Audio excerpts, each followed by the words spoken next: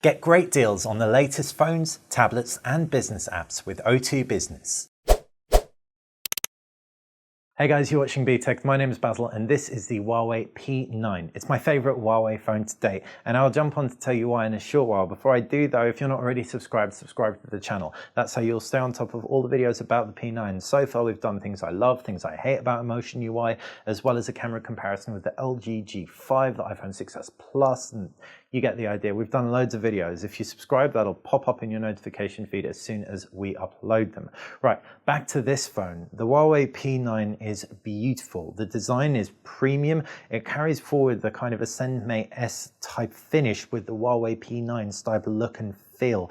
Really, really good. 2.5D glass at the front makes everything look rich. The light bounces off it really elegantly. In hand, you've got a good sensation with the metal frame, curves nicely around the back. You've got a glass panel up at the top where you've got the NFC contact point and the dual Leica lenses and a really well-placed fingerprint scanner too. If you can't tell, just using this day to day, it's really, really enjoyable. It's thin as well. There's a 3000 milliamp battery under here, and yet it's the most elegant alongside the S7 flagship with a battery of that capacity. Really great going. On the front-firing 8 megapixel camera, that 5.2-inch display, no buttons, so just that really smooth, rich glass I was telling you about. Right-hand side, you've got volume rocker and a power button, while down at the base is a USB Type-C, which is great, future-proofing, and you've also got a loudspeaker and a 3.5mm jack. When you look at the 3.5mm jack, you can see it's not much thicker, the phone, than the jack itself. Just goes to show how slender this phone actually manages to be and still pack in that battery. So good. Left hand side, you've got a micro SD card slot and a nano SIM card slot, nothing up at the top, while around the back is that well placed fingerprint scanner which supports gesture input as well, and the dual Leica lenses and cameras and a two-tone flash even. So I'll talk about those in more detail, the fingerprint scanner and the flash, but wrapping up the design section, thumbs up. It looks and feels great. The screen also looks and feels great, whether you're swiping on it or whether you're looking at it. It's a rich experience. It's full HD, so it's not quad HD, so it's not the sharpest out there, but I care like 0%. It keeps the price down. This is a cheaper phone than all the other flagships around, and I can't make out a pixel come hell or high water. I highly doubt you will too. It's sharper than the iPhone 6s Plus, and gives a really bright, really good viewing experience. The IPS panel has great viewing angles as well, so I'm not about to complain about this anytime soon. The 5.2 inches is also a good size, and for some reason it feels more manageable than the Z5 does. Maybe because it's a less thick device, but you also have a really, really intuitive one-handed mode that with a simple swipe left or right on the notification, on the quick toggle bar at the bottom of the screen or quick access bar, you can just change it to either left or right oriented one-handed UI. So the screen gets a thumbs up, so does the design.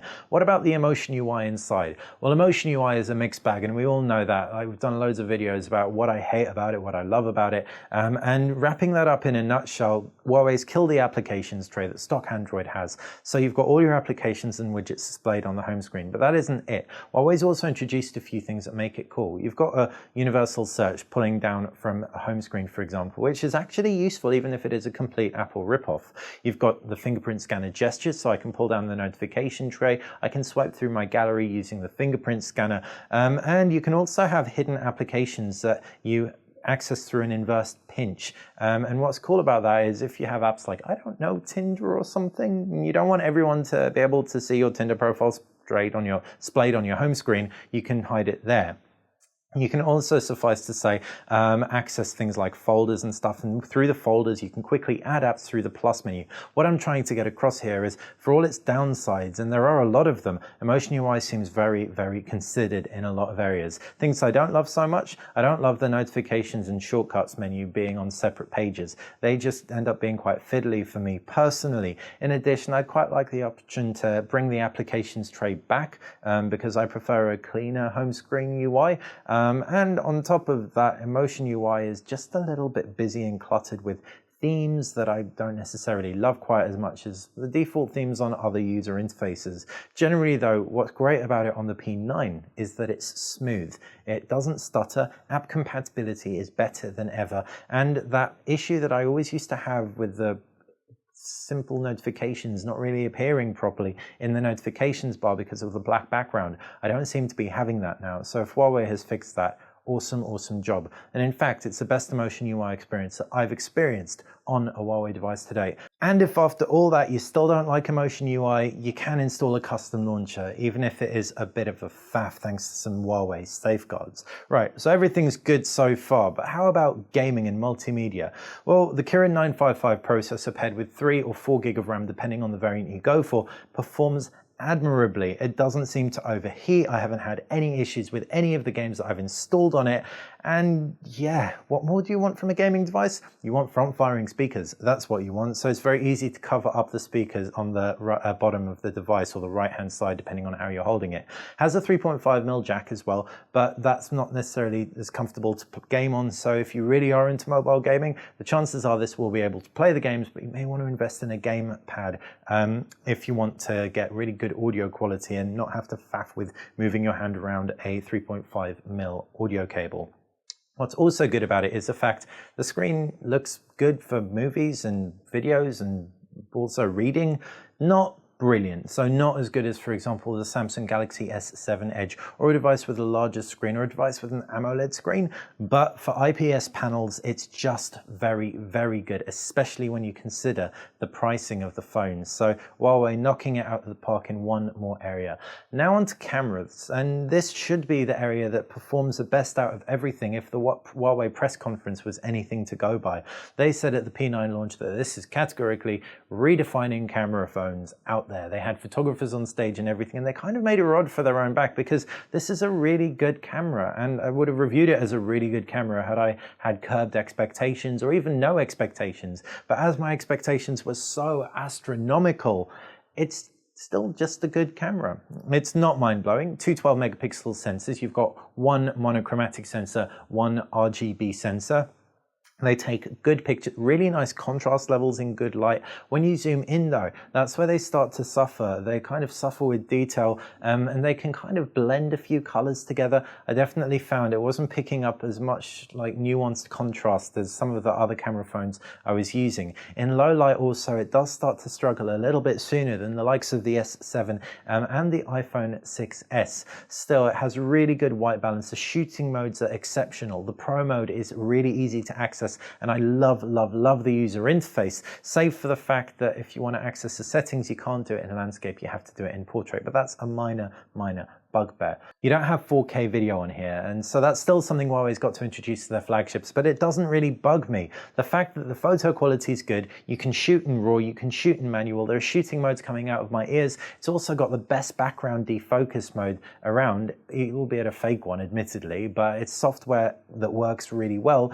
You've got a very good camera experience on here, even if it isn't the best like Huawei may have been claiming that it was. Moving on from the camera, and you've got some neat enhancements around connectivity. There's something called Wi-Fi Plus that makes sure you're connected to the best Wi-Fi connection around, and it even doubles up Wi-Fi with your mobile data. It's really quite good. It worked pretty badly on the P8. I think Huawei seems to have refined it on the P9. You've also obviously got Cat6 LTE for super fast internet browsing, as well as 3G and Wi-Fi Direct, etc. There's NFC on here too, and the contact point is on the glass panel that houses the camera, but there is no wireless charging, which is a shame. I think most devices with USB Type-Cs could do, in fact all with wireless charging, because most people don't have loads of USB Type-Cs lying around. I know I certainly don't. Next up though, it's the battery, and battery's really been a pain point for Huawei devices in the past for a couple of reasons. The first, the fact that they've always tended to be slightly smaller cells than the competition, and the second, the fact that they have that annoying battery optimizer that just keeps bugging you.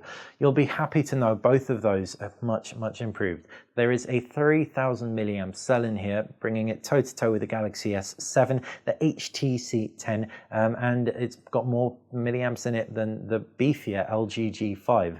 But what you can also expect is a more tapered battery optimizer. It's still going to bug you, but you can switch it off for the applications, and it just doesn't seem to bug me quite as much as it used to. So I can easily get a full day out of this thing at least, and still have some juice left over, which means means that I have a thin phone that's powerful, that looks really good, that has a good camera, even if it isn't the best camera in the world, and I can still be using it come 7, 8, 9 p.m. What more do I really want? Honestly, not that much more. Just front-firing speakers and wireless charging next time, Huawei. But yeah, you should be very proud of yourselves because this is a great phone. What do you guys think? If you like the video, click like. If you like the channel, subscribe. That's how you'll be staying on top of everything that we do. Thanks for watching.